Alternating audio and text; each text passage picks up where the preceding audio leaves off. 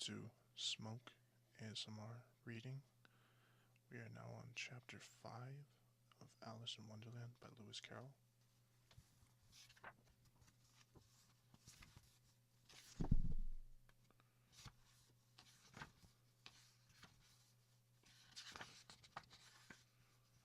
This chapter is called Advice from a Caterpillar. The caterpillar and Alice looked at each other in silence. At last the caterpillar took the hookah out of its mouth and addressed her in a languid, sleepy voice. "Who are you?" This was not an encouraging opening for a conversation. Alice replied rather shyly. I hardly know, sir. Just at present, at least, I know who I was when I got up this morning. But I think I must have been changed several times since then." "What do you mean by that?" said the caterpillar sternly. "Explain yourself." "I cannot explain myself, I'm afraid, sir," said Alice, "because I'm not myself, you see." "I don't see," said the caterpillar.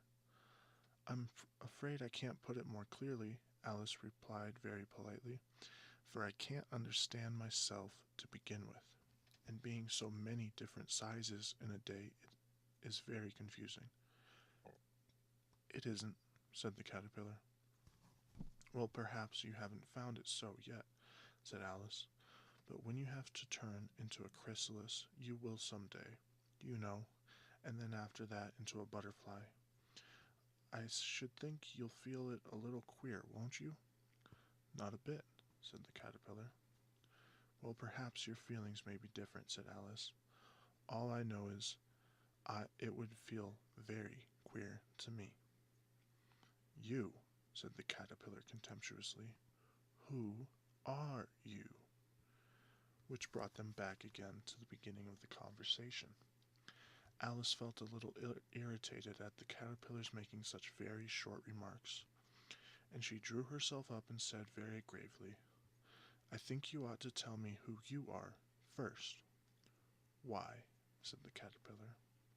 Here was another puzzling question, and as Alice could not think of any good reason, and as the caterpillar seemed to be in a very unpleasant state of mind, she turned away. "Come back," the caterpillar called after her. "I've something important to say." This sounded promising, certainly. Alice turned and came back again. "Keep your temper," said the caterpillar. "Is that all?" said Alice, swallowing down her anger as well as she could. "No," said the caterpillar. Alice thought she might as well wait, as she had nothing else to do, and perhaps after all it might tell her something worth hearing. For some minutes it puffed away without speaking, but at last it unfolded its arms, took the hookah out of its mouth again, and said, "So you think you're changed, do you?" "I'm afraid I am, sir," said Alice. "I can't remember things as I used, and I don't keep the same size for 10 minutes together." "Can't remember what things?" said the caterpillar. "Well, I've tried to say, 'How doth the little busy bee?' but it all came different," Alice replied in a very melancholy voice. "Repeat, 'You are old, Father William,'" said the caterpillar. Alice folded her hands and began.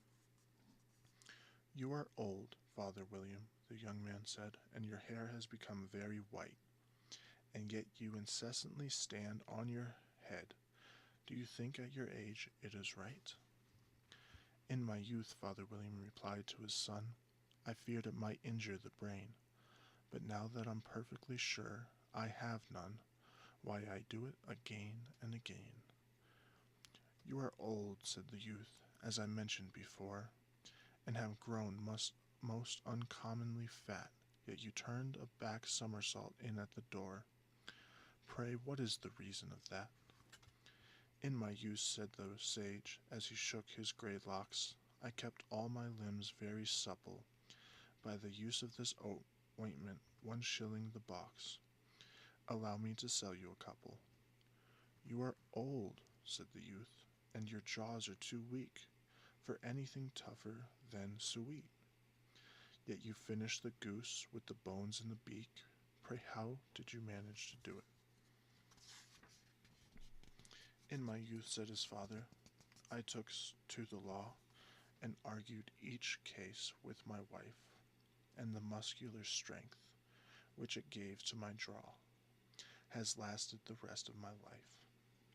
You are old, said the youth. One would hardly suppose that your eye was as steady as ever, yet you balance an eel on the end of your nose. What made you so awfully clever? I have answered 3 questions, and that is enough, said his father. Don't give yourself airs. Do you think I can listen all day to such stuff?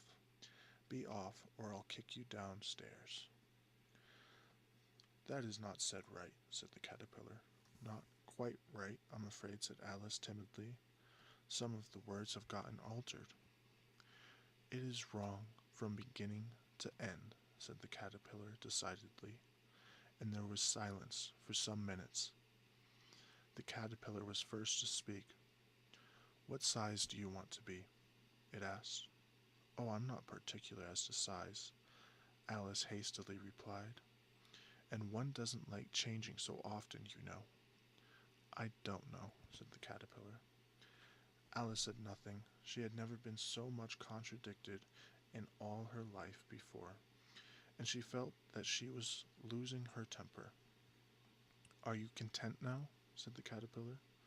Well, I should like to be a little larger, sir, if you wouldn't mind, said Alice. 3 inches is such a wretched height to be. It is a very good height indeed, said the caterpillar, angrily rearing itself upright as it spoke. It was exactly 3 inches high. But I'm not used to it, pleaded poor Alice in a piteous tone, and she thought to herself, I wish the creatures wouldn't be so easily offended. You'll get used to it in time, said the caterpillar, and it put the hookah into its mouth and began smoking again. Speaking of which,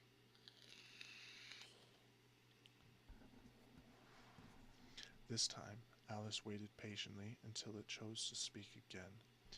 In a minute or two the caterpillar took the hookah out of its mouth and yawned once or twice and shook itself. Then it got down off the mushroom and crawled away into the grass, merely remarking as it went, one side will make you grow taller, and the other side will make you grow shorter. One side of what? The other side of what? Thought Alice to herself. Of the mushroom, said the caterpillar, just as if she asked it aloud, and in another moment it was out of sight. Alice remained looking thoughtfully at the mushroom for a minute, trying to make out which were the 2 sides of it, and as it was perfectly round, she found this a very difficult question. However, at last she stretched her arms round it as far as they would go, and broke off a bit of the edge with each hand. And now which is which, she said to herself, and nibbled a little of the right hand bit to try the effect. The next moment she felt a violent blow underneath her chin. It had struck her foot. She was a good deal frightened by this very sudden change, but she felt that there was no time to be lost, and as she was shrinking rapidly, so she set to work at once to eat some of the other bit. Her chin was pressed so closely against her foot that there was hardly room to open her mouth, but she did it at last and managed to swallow a morsel of the left-hand bit. Come, my head's free at last, said Alice in a tone of delight, which changed into alarm in another moment. When she found that her shoulders were nowhere to be found, all she could see when she looked down was an immense length of neck, which seemed to rise like a stalk out of a sea of green leaves that lay far below her. What can all that green stuff be? Said Alice. And where have my shoulders got to? And oh, my poor hands, it is I can't see you. She was moving them about as she spoke, but no result seemed to follow, except a little shaking among the distant green leaves. As there seemed to be no chance of getting her hands up to her head, she tried to get her head down to them, and was delighted to find that her neck would bend about easily in any direction, like a serpent. She had just succeeded in curving it down into a graceful zigzag and was going to dive in among the leaves, which she found to be nothing but the tops of the trees under which she had been wandering, when a sharp hiss made her draw back in a hurry. A large pigeon had flown into her face and was beating her violently with its wings. "Serpent!" screamed the pigeon. Said Alice. "I'm not a serpent," said Alice indignantly. "Let me alone." "Serpent, I say again," repeated the pigeon, but in a more subdued tone, and added with a kind of sob, "I've tried every way and nothing seems to suit them." "I haven't the least idea what you're talking about," said Alice. "I've tried the roots of trees, I've tried banks, I've tried bridges," the pigeon went on without attending to her, "but those serpent, there's no pleasing them." Alice was more and more puzzled, but she thought there was no use in saying anything more till the pigeon had finished. "As if it wasn't trouble enough hatching the eggs," said the pigeon, "but I must be on the lookout for serpents night and day. Why, I haven't had a wink of sleep in these 3 weeks." "I'm very sorry you've been annoyed," said Alice, who was beginning to see its meaning. "And just as I'd taken the highest tree in the wood," continued the pigeon, raising its voice in a shriek, "and just as I was thinking I should be free of them at last, they must needs come wriggling down from the sky. Ugh! Serpent! But I'm not a serpent, I tell you," said Alice. "I'm a—" "Well, what are you?" said the pigeon. "I can see you're trying to invent something." I'm a little girl," said Alice, rather doubtfully, as she remembered the number of changes she had gone through that day. "A likely story indeed," said the pigeon, in a tone of the deepest contempt. "I've seen a good many little girls in my time, but never one with such a neck as that. No, no, you're a serpent, and there's no use denying it. I suppose you'll be telling me next that you've never tasted an egg." "I have tasted eggs, certainly," said Alice, who was a very truthful child, "but little girls eat eggs quite as much as serpents do, you know." "I don't believe it," said the pigeon, "but if they do, why then they're a kind of serpent. That's all I can say." This was such a new idea to Alice that she was quite silent for a minute or two, which gave the pigeon the opportunity of adding, "You're looking for eggs. I know that well enough, and what does it matter to me whether you're a little girl or a serpent?" "It matters a good deal to me," said Alice hastily, "but I'm not looking for eggs, as it happens, and if I was, I shouldn't want yours. I don't like them raw." "Well, be off then," said the pigeon, in a sulky tone, as it settled down again into its nest. Alice crouched down among the little trees as well as she could, for her neck kept getting entangled among the branches, and every now and then she had to stop and untwist it.